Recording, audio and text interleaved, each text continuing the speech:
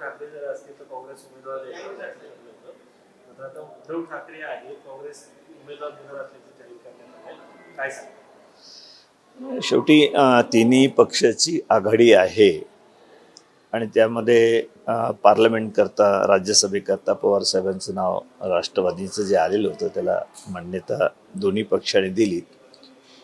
आणि त्यानंतर काँग्रेस पक्ष आणि शिवसेना अशा प्रकारच्या ज्या पुढच्या येणाऱ्या जागा ज्या आहेत त्यांच्यामध्ये विभागल्या जातील अशा प्रकारचं स्पष्ट होतं, असं सर्वसाधारण सर्वांचं मत होतं. आणि त्यानुसार मला वाटतं की जर शिवसेनेला उमेदवार तशा पद्धतीनं द्यायचा असला तर त्यांनी काँग्रेसचे जे प्रांताध्यक्ष आहे त्यांच्याशी पक्ष नेतृत्वाशी त्या संदर्भामध्ये बोलायला पाहिजे. आणि बोलले गेलं असेल कदाचित, मला त्याबद्दलची माहिती नाही आहे, परंतु शेवटी याच्यामधून काहीतरी मार्ग निघेल अशा प्रकारची अपेक्षा आहे. कारण तीन पक्षांची आमचं आघाडी आहेत आणि एकत्रपणे आतापर्यंत ही एकत्रपणे आम्ही पुढे गेलेलो आहोत. यामध्ये कुठेतरी शिवसेनेचा उमेदवार जर द्यायचा असेल तर तसं प्रांताध्यक्षाशी त्यांनी बोलावं लागेल. न बोलता जर त्यांनी म्हटलं की नाही आम्ही आमच्या उमेदवाराच्या संख्येवर आम्ही देतो, तर मला असं वाटतं की ते थोडं अडचणीचं होईल.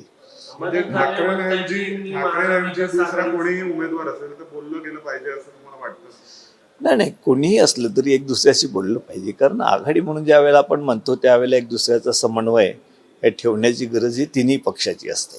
आणि नावाला ऑलरेडी काँग्रेसने नाही, याच्यामध्ये स्वाभाविक आहे. उद्धव ठाकरेजी हे नेते आहेत, मोठे नेते आहेत, त्यामुळे स्वाभाविकच त्यांच्याबद्दलचं सगळ्यांना प्रेम आहे. सगळ्यांना असं वाटत होतं की ते असले तर मग कुठलाही दुसरा उमेदवार देण्याचा विषयच नाही, त्यांनी त्या ठिकाणी यावं.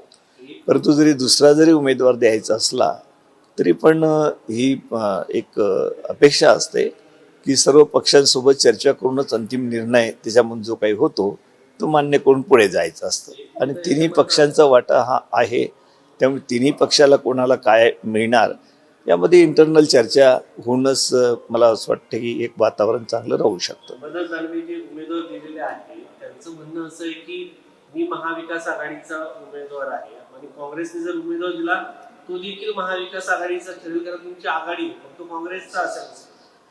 नाही, कदाचित माहीत नाही, परंतु याच्या संदर्भामध्ये दानवेजींनी जे बोललं असेल तर स्वाभाविकच आहेत. जी संख्या एकूण आहे तिन्ही पक्ष मिळून त्या ठिकाणी एक उमेदवार हा देऊ शकतो. आणि उमेदवार जर द्यायचा असेल तर आघाडीचं म्हटल्याशिवाय त्यांनी जर म्हटलं की नाही आमच्या पक्षाचं आहे तिथंच वेगळेपणा दिसून येईल, म्हणून कदाचित त्यांनी आघाडीचा उमेदवार मी आहे तसं म्हटलं. परंतु त्यानंतर सुद्धा चर्चा करते, आणखी वेळ आहे, या दरम्यान चर्चा होईल आणि अंतिम निर्णय त्यावर होऊ शकेल. काँग्रेसने जर उमेदवार दिला तर तो महाविकास आघाडीचा म्हणायचं की काँग्रेस? नाही, अद्याप देण्याचा निर्णय घेतला असं नाही म्हटलेला आहे की आम्ही देऊ म्हटलेलं आहे प्रांताध्यक्षांनी. मग त्यासाठी चर्चा करण्याला वेळ आहे आणि त्या चर्चेनंतरच खरं काय ते आपल्याला कळेल.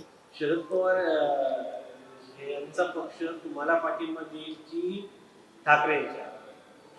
तो प्रसंगच येणार नाही की कोणाला पाठिंबा द्यायचा की त्याला पाठिंबा द्या. मला तरी वाटतं की आज दिवसभरामध्ये काहीतरी घडामोडी घडतील, एक दुसऱ्याची चर्चा होईल आणि अंतिम निर्णय त्याच्यावरचा होईल. म्हणजे अशा प्रकारे काँग्रेस उमेदवार देईल, ते देईल, कोणाचा पाठिंबा, अशा प्रकारची काही परिस्थिती नाही, अशा प्रकारचं होईल असं मला वाटतही नाही. ठाकरे नेहमी असंच करतात की कुठली चर्चा न करतात अशा पद्धतीचा निर्णय घेतात. त्यांनी याच्या अगोदर देखील लोकसभा निवडणुकीच्या दरम्यान असाच निर्णय घेतला. सांगलीमध्ये शेवटी त्यांचा उमेदवार पडला. महाविकास आघाडीचा धर्म ठाकरेला निभावता येत नाही. नाही, मला असं म्हणायचं नाही. आतापर्यंत आम्ही हातात हात घालून चाललेलो आहोत.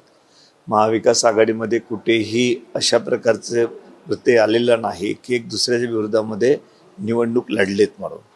परंतु आता येणाऱ्या या प्रसंगामध्ये अशा प्रकारचे अंतिम टोकाची भूमिका किंवा तशा प्रकारचं स्टेटमेंट करणं मला तरी वाटते की उचित नाही.